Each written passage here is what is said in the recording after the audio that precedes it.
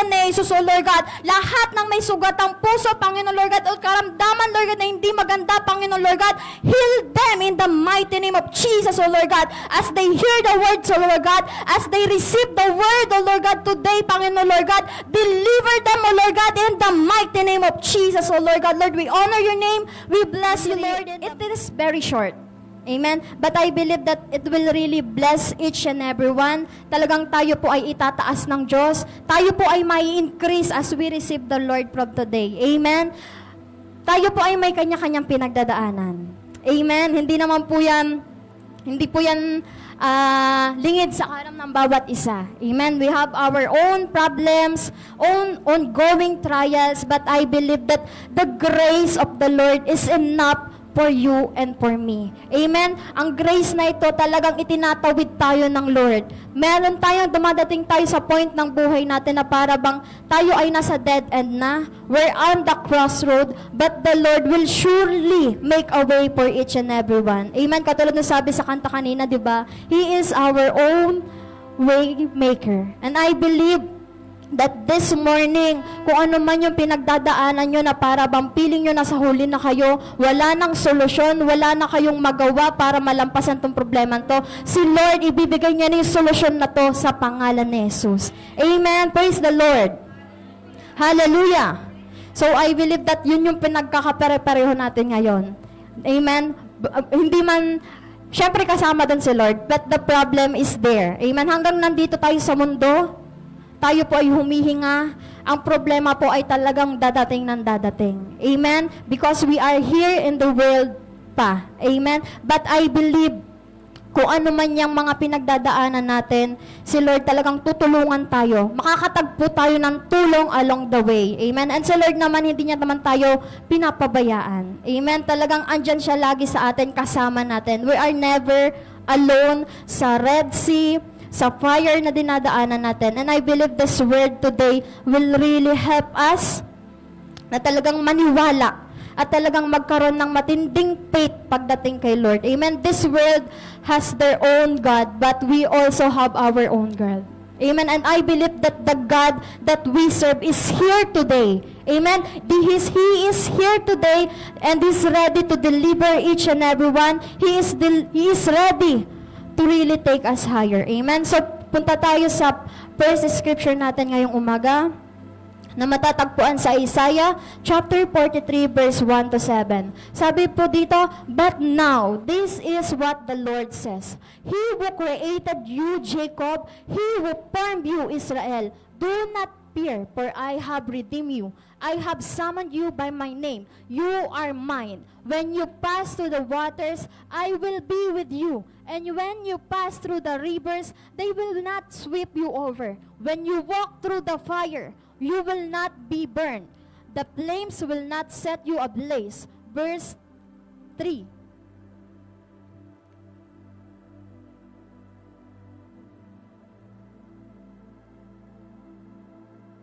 Verse 3, "For I am the Lord your God, the Holy One of Israel, your Savior. I give Egypt for your ransom, Cush and Seba in your stead. Since you are precious and honor in my sight, because I love you, I will give you people in exchange for you, nation in exchange for your life. So do not be afraid, for I am with you. I will bring your children from the east and gather you from the west." Next. "I will say to the north, give them up, and to the south, do not hold them back. Bring my sons from afar and my daughters from the ends of the earth. Everyone who is called by my name, when I created for my glory, whom I formed and made." Praise the Lord. Hallelujah. I want you to know that kung meron mang fire na pinadating sa atin si Lord, sabi po sa salita niya, that it is not meant to burn us. Sometimes, the fire, si Lord, dinadala tayo doon for us to grow. Amen? For us to be really more like Jesus. Tayo po dinadala ni Lord kasi meron tayong mga bagay sa buhay natin na hindi naman niya kalooban. Remember po, I will tell you sa next na ano. But this message, the Lord today, I really bless and really believe the Lord that ang Lord talagang tutulungan tayo. Ano man yung problema natin, ano man yung sakit na dinadala-dala natin, kung ano man yung depression, yung anxiety, yung stress na meron tayo sa buhay natin, si Lord tutulungan niya tayo. Katulad ng sabi niya, it is not meant to burn us, but it is meant for us to be purified. Amen? Tayo po ay nililinis ni Lord araw-araw. Kasi, ang isa lang naman po ang gusto ng Lord. Gusto niya na okay ka. Gusto niya na masaya ka.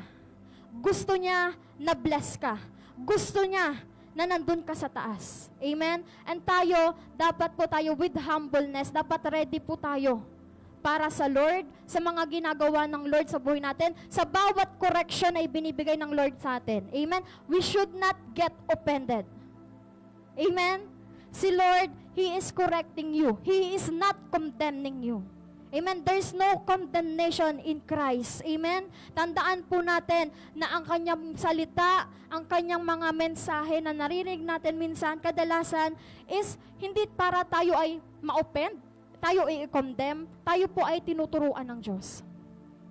Amen? At masaya po ang natuturuan. For those na talagang gustong-gustong natuturuan, sobrang saya po sa piling na natuturuan. Why? Kasi may new knowledge. Why? Because may new wisdom. Amen? And si Lord, He is ready to give those. Di ba kung naaalala nyo kung nung nag-pray siya, di ba binigay niya, sabi doon, I sent the angels for you to give the wisdom and the knowledge. Amen? And I believe that the Lord, once you call up into His name, si Lord talagang ready ipagkaloob yan sa inyo, nang walang stress. Amen? Just come up to the Lord with a pure heart. Come up to the Lord na talagang malinis ka at talagang walang kung anong bahid ng dumi sa puso mo. It is easy to hear the Lord. Amen? Madali po siyang marinig. Why? Nasa loob mo siya. Madali mo siyang matawag. Why? Kasi anak ka niya. Madali mo siyang malapitan. Bakit? Kasi nilikha ka niya. Amen? Praise the Lord. Hallelujah. Most of us, we are building our life today. Amen? Para sa Lord. We are building our life with Jesus, but sadly, most of us, you are building your life without Jesus. Sabi po sa next verse, sa 1 Corinthians chapter 3, verse 10 to 15. Sabi dito, by the grace God has given me, I lay the foundation as a wise builder, and someone else is building on it. But each one should build with care, for no one can lay any foundation other than the one already laid, which is Jesus Christ. If anyone builds on this foundation using gold, silver, precious stones, wood, hay, or straw, their work will be shown for what it is, because the day will bring it to light. It will be revealed with fire, and the fire will test the quality of each person's work. I want you to notice these two materials na binanggit dito. The first one is gold, silver, and precious stone. The second one is wood, hay, and straw. Most of us, tayo po, binibuild natin ang Lord natin using these two materials, flammable and fireproof. The question is, what are you building your life with the materials you are using? Ano bang materials yung ginagamit po para i-build yung buhay mo? It is fireproof, na kapag dumating ang problema, dumating ang high waters, it will not shake you. Or it is the flammable, na kapag dumating ang problema, burn out ka kagad. Kapag dumating ang pagsubok, pagod ka na kagad. May correction na dumating, na offend ka na kaagad. What material are you using to build your life with today, kapatid? Amen? Praise the Lord. Hallelujah.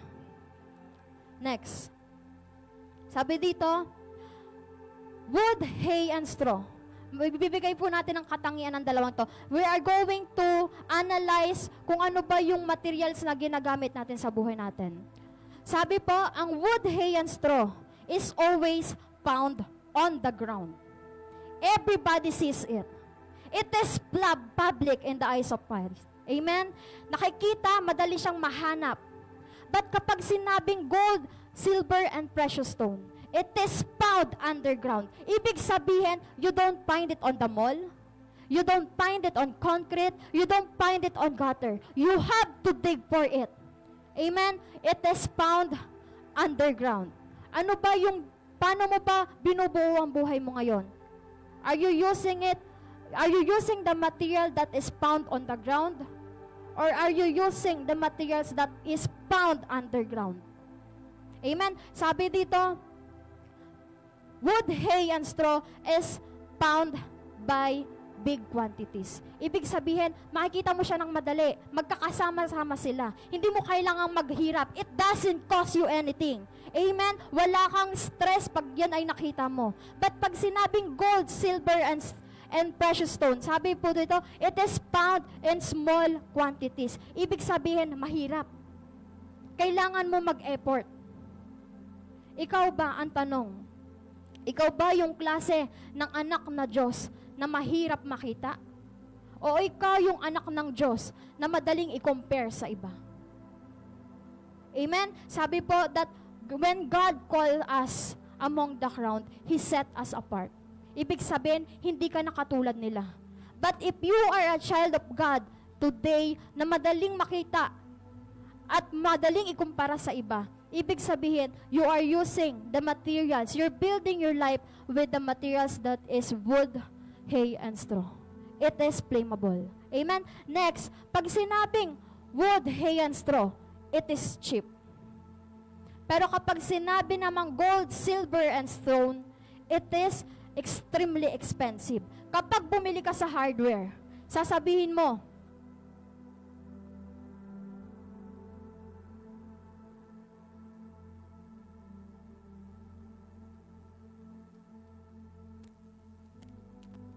is precious. 'Di ba? It is costly. It is expensive. Kapag ba tinignan ka ng mga tao, ano bang nakikita sa iyo? Cheap ka ba? O expensive ka? The life you are building now, kapag ba kayan sinuri ng tao, makikita ba nila na si Lord ang kumikilos diyan? Makikita ba nila ang kabutihan ng Diyos sa buhay mo? Amen? Praise the Lord. Kapag sinabing flammable again, sabi po dito, it is destroy by fire. Madali siyang tupukin ng apoy. Kapag may dumating problema, wala na, sunog na, burnout na, offended na, nag-quit na, nag-give up na. Bakit? But pag sinabi naman na you are building your life with gold, silver, and stone, sabi po dito, it is purified by fire. No matter how hard the trials is, kahit gaano kainit ang problema, it will not burn you. It will purify you. It will cleanse you. Amen? It will strengthen you. It will deliver you. It will loosen the rope na itinali sa iyo ng kaaway. Madami pong stronghold ang kaaway sa atin. But the Lord is, minsan nagsisend siya ng fire sa buhay natin para ma-loosen up yan. Para makawala ka dyan. Para makalagpas ka dyan. Amen? Praise the Lord. Hallelujah. Next, pag sinabi pong wood, hay, and straw, sabi po dito, it is common. Amen? Common ka lang. Pero kapag ang buhay mo, binild mo using gold, silver, and stone, sabi po dito, ikaw ay rare. Rare ka ba? Ang tanong, rare ba tayo ngayon sa mata ng Diyos? Sometimes, may mga ginagamit tayo sa buhay natin, yung buhay natin, binibuild natin sa mundo. Minsan, feeling mo, ang successful mo na. You are big in the eyes of man, but you are small in the eyes of God. Feeling mo, ang yaman-yaman mo na, ang dami-dami mo kasing pera. But the thing is, kapag tinignan ka ng Lord, napakaliit mo pala. Amen? Why? Because you are not building your life with Jesus. You are not building your life for Jesus. Amen? Ang isang talaga magpapahiwalay sa'yo, talaga magiging kakaiba ka sa tao, is when you have Jesus in your life. Kasi iba si Lord kapag kumilos. Amen? Kahit ikaw ay bilay, kahit ikaw ay bulag, makikita mo na lang talaga ang sarili mo na talagang gumagawa ng mga kamangha-manggang bagay. Ganun po, sobrang makapangyarihan ng Diyos. Kaya niyang gamitin kahit sino. Bulag, pilay, may diferensya sa katawan. But when God chooses you, I want you to know that the Lord is ready to qualify you. He is ready to cleanse you. Dapat tayo lagi tayong handang magpagamit sa Diyos. Kasi once that the Lord is talagang ginamit niya ang buhay mo, talagang magiging kakaiba ka. 'Di ba? Kung ikaw po ay ilalagay sa crowd, talagang makikita na ikaw ay nagniningning. Kapag ikaw ay nilagay sa madaming crowd, talagang makikita ng mga tao ang kakaiba sa iyo. Amen? Because God is not ordinary. He is extraordinary. He is beyond ordinary. Amen? Praise the Lord. Hallelujah. Every one of us are building a life today, building our ministry.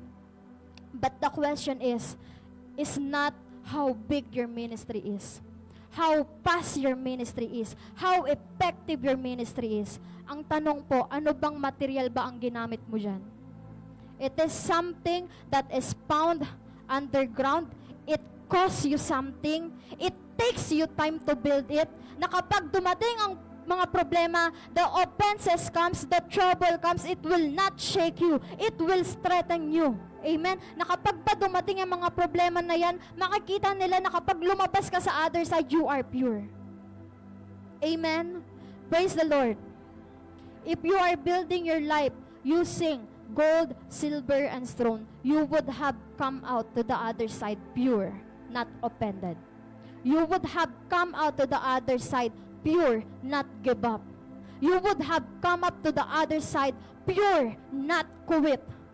You would have come up to the other side pure and more precious. The question is, what material are you using to build your life with today? Amen? Praise the Lord. Hallelujah. Next, sabi po dito, sa Daniel 3, verses 19 to 27. Verse 19, Then Nebuchadnezzar was furious with Shadrach, Meshach, and Abednego, and his attitude toward them changed. He ordered the furnace heated 7 times hotter than the usual. Nainis na po si Nebuchadnezzar sa kanila. Why? Kasi hindi sila sumunod dun sa standard na binigay niya. Hindi sila sumunod dun sa rules na ibinigay niya. Sabi po nila, Meshach, Shadrach, and Abednego, I will not bow down, even if my God will not save me. Dapat po makuha natin yung attitude na yun. Amen? I will not bow down to any other gods, even though the Lord that I serving is not blessing me today. I would not bow down, even if the God that I serve is not healing me today. I would not bow down, even if the Lord is not, hindi mo siya mapil. May mga time tayo sa buhay natin na hindi natin feel na nandyan si Lord. Feeling natin napakalayo niya. Feeling natin hindi niya tayo naririnig. Amen? But even though the situation is like this, I want to encourage each and everyone to never bow down to anyone. Believe on the God that you serve. Have faith on the God that you serve. Kasi that faith, yung faith na yan na meron ka, ito yung magiging dahilan kung bakit ka itataas ni Lord. Ito yung magiging dahilan kung bakit ang mga problema sa buhay mo nalalampasan mo. At yun yung dahilan kung bakit meron kang mahirap na pinagdadaanan, pero kahit mahirap, maginhawa ka. You have the peace. Amen? Believe on the Lord no matter what the circumstances is. Amen? Sabi po sa verse 20, And commanded some of the strongest soldier in his army to tie up Shadrach, Meshach, and Abednego and throw them into the blazing furnace. Verse 21, So these men, wearing their robes, trousers, turbans, and other clothes, were bound and thrown into the blazing furnace. The king's command was so urgent, and the furnace so hot that the flames of the fire killed the soldier who took up Shadrach, Meshach, and Abednego. And these 3 men, firmly tied, fell into the blazing furnace. Verse 23, 24, Then King Nebuchadnezzar leaped to his feet in amazement and asked his advisor, Weren't there 3 men that we tied up and threw into the fire? They replied, Certainly, your majesty. He said, Look, I see 4 men walking around in the fire, unbound and unharmed, and the fourth looks like a son of the God. Si Lord po, hindi mo man siya maramdaman, pero kasama mo siya. Ang problema, minsan binubulag tayo. Kaya hindi natin nakikita ang Lord na kasama natin. Hindi natin nakikita na ang Lord talagang kumikilo sa buhay natin. Sometimes si Lord binigay na ang blessing, pero dahil overwhelmed ka sa problema mo, hindi mo napapansin na may blessing na pala. You are asking God for monay bread. Pero si Lord binigyan ka ng pandesal. It is same. Pero dahil hindi ka kontento, feeling mo hindi sapat dun sa problema na meron ka. Hindi mo nakita na si Lord nagsusupply pala sa'yo. Amen? You are not alone. When you are in the midst of the trials, when high water comes, when there's a fire heated up 7 times, I want you to know that the Lord, kapag ang devil, talagang nag-turn up siya, talagang he-heated up the situation 7 times, si Lord ganun din ang ginagawa. 7 times din ang buhos ng pagpapala. 7 times din ang strength na ibinibigay niya. 7 times din ang grace na ibinibigay niya. Amen? Kaya sinasabi ko po sa inyo, sapat po ang grasya ng Diyos para sa bawat isa. Kahit gaano kalaki ang problema, ang Diyos talagang pinapantayan niya yan eh. Pinapantayan niya yung buhos ng pagpapala niya sa'yo. Ganon po kabuti ang Lord. Kahit tayo makasalanan, kahit tayo madumi, kahit tayo matigas ang ulo natin, kahit tayo hindi sumusunod sa kalooban niya, si Lord talagang mararamdaman mo pa rin na talagang ikaw ang pinipili niya araw-araw. Masarap piliin araw-araw, pero mas the best kapag si Lord ang pumili sa'yo araw-araw. Amen? Praise the Lord. Hallelujah. He said, "Look, I see poor man walking around in the fire, unbound and unharmed, and the port looks like a son of the God." Nebuchadnezzar then approached the opening of the blazing furnace and shouted, "Shadrach, Meshach, and Abednego, servants of the Most High God, come out, come here." So Shadrach, Meshach, and Abednego came out of the fire, and the satrap, prefects, governors, and royal advisor crowded among them. They saw that the fire had not harmed their bodies. Nakita nyo? Nakita nyo kung gaano kabuti ang Lord? Nakita nyo ba yung protection ni Lord sa buhay nyo? O talagang clouded na yung utak nyo ng problema na meron kayo? Amen? Kapag si Lord ang kumilos, kahit ang pinto nakapadlock, kayang-kaya niyang buksan. Amen? Kahit ba talagang yan ay tinaniman na ng harang, nilagyan ng harang ng kaaway, or yung lugar na yan, piling mo wala ng daan, si Lord kayang-kaya niyang buksan yan para sa'yo. Amen? If you are on the crossroad today, I want to encourage each and everyone to really believe in the Lord. No matter what the circumstances is, kahit sobrang negative, kagulo ng buhay mo, kahit sobrang confusion na yung dala niyan sa buhay mo, si Lord, kayang-kaya niyang solusyonan yan. Kayang-kaya kanyang itawid sa kung ano mang meron ka ngayon. Just believe the Lord. Kasi nothing is impossible with God. Amen? Walang mahirap sa Diyos. Amen? There's nothing that the Lord cannot do. Amen? Praise the Lord. Hallelujah. Nor was a hair of their head singed, their robes were not scorched, and there was no smell of fire on them. Alam niyo po ba, kadalasan tayong mga Kristiyano, talagang pinipersecute tayo. Amen? Kapag follower ka ni Lord, kapag ikaw ay Kristiyano, automatic yan na meron talagang persecution sa buhay natin. Mas masakit pa minsan, galing pa sa pamilya natin yung persecution na natatanggap natin. Amen? People of God get persecuted because of the standard of the world. Iba kasi yung standard ni Lord sa standard ng mundo. Kaya hindi nila gusto. People of God get persecuted because of their Savior. Iba kasi Savior nila sa Savior natin. Iba yung paniniwala nila sa paniniwala natin. People of God get persecuted because of their stand. Amen? Iba yung paniniwala nila. Dito sa verse na to, sabi po dito na si Nebuchadnezzar, piling niya siya yung makapangyarihan sa lahat. Piling niya siya yung Diyos. But Shadrach, Meshach, and Abednego stand. So kung ano yung pinaniniwala nila, stand doon sa Diyos na meron sila sa buhay nila. And I want to encourage again each and everyone to really believe on the Lord. Alam niyo, yun talaga yung message ni Lord ngayong umaga eh. Maniwala tayo sa Kanya. Kahit gaano kainit, kahit gaano nakakapaso ang problema, kahit talagang pinupuno ng anxiety, ng depression ang buhay natin, maniwala ka pa din. Amen? Magpasalamat ka. Kasi nakakaranas ka ng problema. Sabi nga, diba, give thanks in every circumstances. May problema ka man o wala, masaya ka man o wala, may pera ka man o wala, malusog ka man o hindi, talagang magpasalamat ka pa din sa Lord. Kasi si Lord mabuti. Amen? Siya po ay tapat. Amen? Praise the Lord. Hallelujah. And I want you to know that Jesus already overcome the world. Diba? He overcome the persecution. Kaya there's nothing that you will never overcome. Your problems, your trials, kung ano man yung sitwasyon mo na yan, you will overcome it sa pangalan ni Jesus. Amen? Praise the Lord. Hallelujah. Mabuti si Lord. Amen? Maikli lang po yung mensahe natin ngayon. But I believe, ako po yung nagdadasal na talagang meron kayong natutunan. Talagang si Lord, hinaplos yung puso nyo. Kung ano man yung narinig nyo ngayon, talagang itanim nyo sa puso nyo, sa isip nyo, para kapag may dumating na gantong sitwasyon sa buhay nyo, may problema, alam nyo yung gagawin nyo. Amen? May problema, ano ba yung sinabi sa preaching? Maniwala daw. May problema, kung ano sabi sa preaching, magpasalamat daw. Amen? Praise the Lord. Hallelujah. God is good.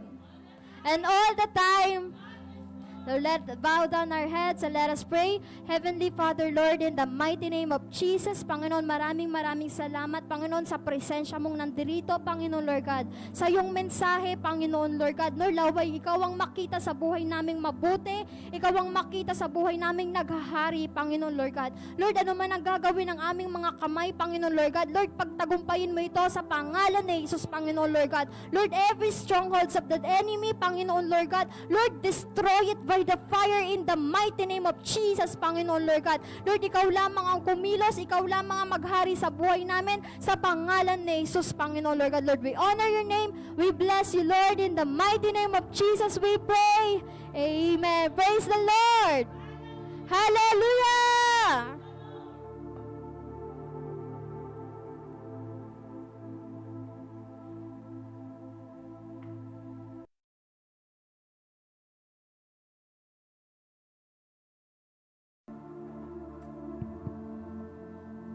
Praise the Lord.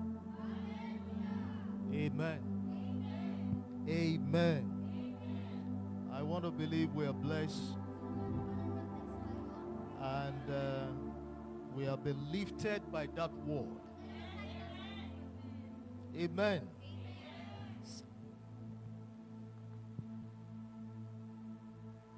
There will be many more blessings like this. Diba, may mga blessing na ganito, madami pa. If there is one thing you should take home, Kung meron man dapat nyong iuwi, I beg of you, nakikiusap po ako sa inyo, in the name of the Lord, sa pangalan ng Lord, please be humble. talagang maging humble kayo. Please be humble. Maging mapagkumbaba kayo. Please be humble. Maging humble kayo. It takes humility to go up. Kasi kailangan ng humility para maitaas ka. It takes humility to stay up. Kailangan ng humility para manatili ka na sa taas. And hear me well, God is not a condemning God. At ang Diyos po, hindi po siya nagko-condemn. God is love. Ang Diyos po ay pag-ibig. Did you hear what I said? Amen. God is love. Ang Diyos po ay pag-ibig. God is love. Ang Diyos po ay pag-ibig. God is love. Ang Diyos po ay pag-ibig. You see, I'm stressing that point. Diba, yun yung talagang pinopoint ko ngayon. Because many of us don't understand what it means to love. Kasi marami sa atin, hindi natin naiintindihan kung ano ba yung ibig sabihin kapag nagmamahal ka. Now, God is not looking for love from the mouth. Ang Diyos po hindi tinitignan yung bibig mo na He's nagmamahal. looking for a love that is in the heart. Tinitignan niya yung puso mo kung talaga bang tunay na nagmamahal yan. Praise the Lord. Again, I want to beg of you, please be humble. Maging humble po tayo, nakikiusap po ako. Many children of God are not humble. Marami kasing anak ng Diyos hindi humble. Praise the Lord. Hallelujah. Praise the Lord. Hallelujah. You see, this morning, Ngayong umaga, I don't want to say too much, wala na akong sasabihin pa. but I'm speaking from a place called humility. Pero nagsasalita ako sa place ngayon ng humility. If you are humble, Kung humble ka, God can take you to places. ang Diyos kanya kang dalayin kahit saan. God can bless you. Ang Diyos pwede kanyang i-bless. And when I say bless, At kapag sinabing bless, it does not take God anything to bless and change your life. hindi kailangan ng kahit ano ng Diyos para baguhin ang buhay mo. Remember, He owns it all. Diba pag mamayari niya lahat? Psalm 24 says that the head is the Lord, Sabi na ang mundo ay sa Diyos. and the fullness At thereof. lahat ng naroroon. So that means everything belongs to God. So lahat ng bagay ay para sa Diyos. And the fullness thereof. At silang naroroon. So out of the fullness thereof, God can bless you. Diba kung ano man yung meron ngayon dito sa mundong to, pwede niya yung gamitin para i-bless ka. Praise the Lord. We serve a God that is mighty. Nagsiserve tayo sa Lord na talagang mighty. We serve a God that is mighty. Talagang mighty siya. Amen. Amen. Amen. Amen. You see, this God Itong Diyos na to, is not a magician. hindi siya magician. You know, many of us are looking for magic. Kasi marami sa atin naghahanap ng magic. Especially when you hear here, Diba pag nandito ka, somebody will preach. talagang may magpipreach. And they will say, God Tapos sasabihin doon na ang is Lord, a great provider. na siya ay great provider. He will bless you. Ibe-bless ka niya. He will provide for your Ipaprovide needs. niya. And then you'll be waiting. Tapos mag-aantay ka naman. I want to see that God Gusto kong makita yung Diyos na yun, that can bless, na talagang nagbe-bless, that is a great provider, na talagang great provider, that will change my condition, na babaguhin yung buhay and ko. will change my life, Babaguhin ang buhay ko. and will give me plenty bearer. At talagang bibigyan ako ng maraming pera. Ganito. Ganito po. God does not walk like that. Ang Diyos po hindi ganun magtrabaho. You may go to some places, Di ba pwedeng pumunta kayo sa ibang lugar, they may lie to you. pwedeng magsinungaling sila sa inyo. This altar, Pero no tong lie. altar to, hindi yan nagsisinungaling sa Will inyo. He bless you? Bibless ka ba niya? Yes. Oo, syempre. Praise the Lord. Hallelujah. In fact, within 5 seconds, Kahit 5 seconds, He can. kaya niyang gawin yun. But there are some reasons why He will not. Pero may mga dahilan kung bakit hindi niya ginagawa. Praise the Lord. Hallelujah. And you see, those reasons are beyond the brain. At yung mga reason na yun talagang beyond sa brain natin. It's beyond. Talagang beyond sa brain natin. But one thing you need to know is that your God, the God we serve, is a blessing blesser. Pero gusto ko pong malaman nyo na ang Diyos po natin talagang nagbe-bless po siya. And He can bless. At kaya niyang And mag-bless. He can change At situations. kaya niyang baguhin And He yung mga can buhay mo. take you higher. Kaya ka niyang itaas. Amen. Amen. Amen. Only stay humble, I beg of you. Talagang manatili lang kayong mapagkumbaba. Whatever you do in your life, stay humble. Ano man yung ginagawa niyo sa buhay niyo, maging humble lang kayo. In your thoughts, be Sa humble. pag-iisip niyo, maging humble kayo. The way you speak, be humble. Kung paano kayo magsalita, maging humble The way you kayo. carry yourself, your attitude, be humble. Kung paano kayo, yung bitbitin yung sarili mo, yung attitude niyo, maging humble It kayo. takes humility to encounter God. Kailangan ng humility para ma-encounter mo ang Diyos. Praise the Lord. Hallelujah. You know, there was a time Kasi may time, I had an encounter with God. nagkaroon po ako na encounter sa Lord. And I was caught up in the realms of God. At talaga nandun ako sa realms ng Lord. I'm only sharing this because it is allowed. Sinasabi ko to kasi hinayaan niya, sabi niya pwedeng sabihin. If it is not permitted or approved, you will never. Kasi kung hindi siya pinirmit, hindi niyo po to maririnig ngayon. And I was caught up in the realms of God. Nahuli po ako dun sa realm ng Diyos. And in this realm of God, Tapos dun sa realm ng Diyos, you get answers very fast. talagang makakuha kayo ng mabilis ng sagot. In fact, before you say, Father in the name, the answer is there. Bago ka pa magdasal, andun na yung sagot. Praise the Lord. Answers come to you ultra fast. Talagang Ultra, sobrang bilis niyan dumating. not super. Ultra fast. Talagang sobra niyang bilis dumating. Very fast. Talagang sobrang bilis. So I got to know Tapos nalaman ko that God na ang Diyos has answers to Na all meron things. siyang sagot sa lahat ng problema na meron tayo. He has it all. Meron siya nun lahat.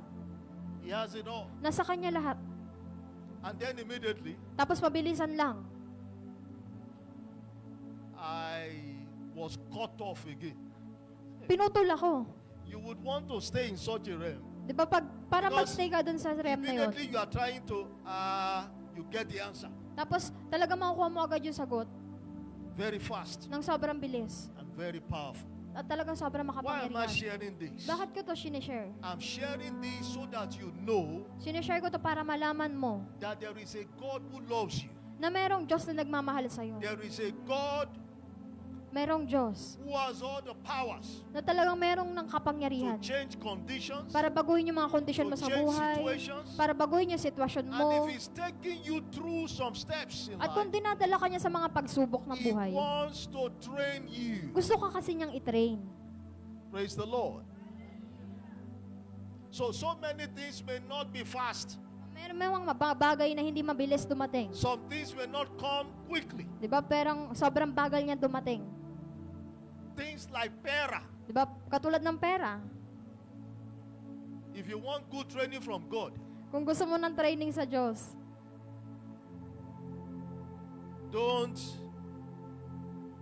like I said, if you want good training from God, kung gusto mo ng good training sa Diyos, don't look to pera. huwag kang tumingin sa pera. He will not train you with pera. Hindi ka niya iti-train sa pera. Praise the Lord. It may be very hard, Kasi mahirap. very tough, Magiging mahirap.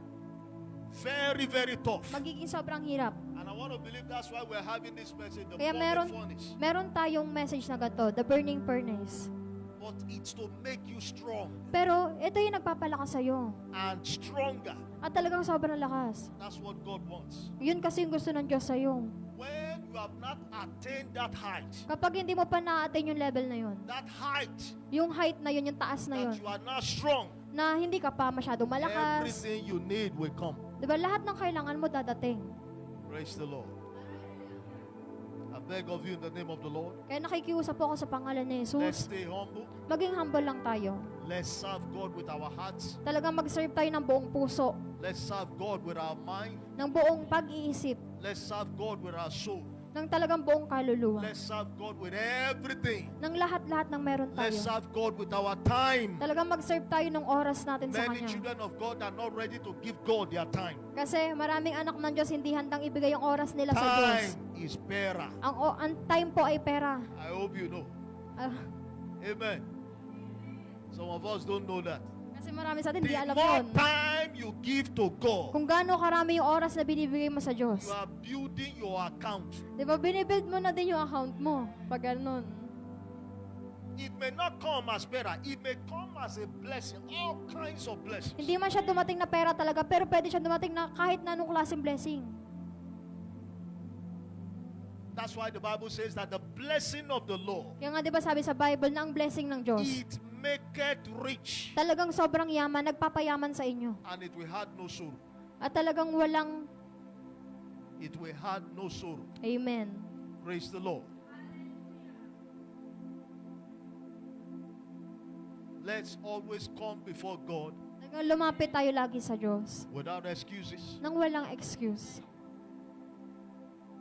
Without excuses. Nang walang mga excuse. Let's come before God. Lumapit tayo sa Kanya. Let's serve God. Mag-serve tayo. Let's joyfully serve. Talagang masayang nagsiserve sa Diyos. Joyfully. Masayang nagsiserve. Joyfully. Talagang masayang nagsiserve. Joy. With Masaya. joy. That's how to touch God. Ganun para matouch mo ang Diyos. Praise the Lord. Amen. Amen. Amen. Amen. Amen. Amen. Amen. Amen. Amen. Amen. Praise the Lord. Hallelujah. I want to believe we are going to have more preachers in the house, Talagang magkakaroon ng marami pang preacher dito sa tahanan na to. just like Ma'am Eunice preached this morning. Diba katulad ng pinreach ni Ma'am Eunice. And you can see how powerful it is. At nakita ko yung gano'ng kapangyarihan.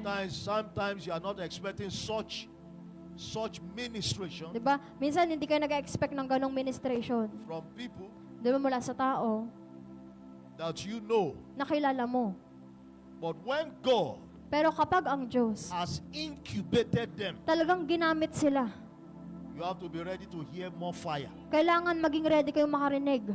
But God will not force you into incubation. Pero hindi kayo ipo-force ng Lord. You must come willingly. Dapat lumalapit ka ng may And then willingness. He will incubate you. Tsaka lang niya gagamitin. And when God incubates you, At kapag ginawa niya yun He sa'yo, will incubate you with words. talagang yung With words talagang revelations. lumalapit sa'yo, pumapasok With sa'yo. power. Nang may kapangyarihan. With mysteries. Nang may mga With mysteries. encounters. May encounter na It kasama. can only come willingly, Dadating lang yan kapag willing ka. not force. Hindi yan talagang pinupwersa ka. I remember one day she said, At tandaan nyo, nung nakaraan, I desire to go higher. di ba, talaga magde-desire kayo na tumaas. I want to go higher. Gusto ko kasing tumaas. I want God to bless me. Gusto kong i-bless ako ng Lord. I believe God heard that. Ang Diyos talagang narinig siya. And you will continue to go higher in Amen. Jesus' name. Amen. So let's stand up to our feet. Let's have the watchword. Watchword, please. Okay, let's go.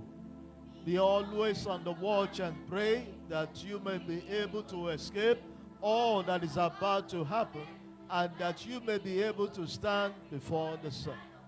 God bless you.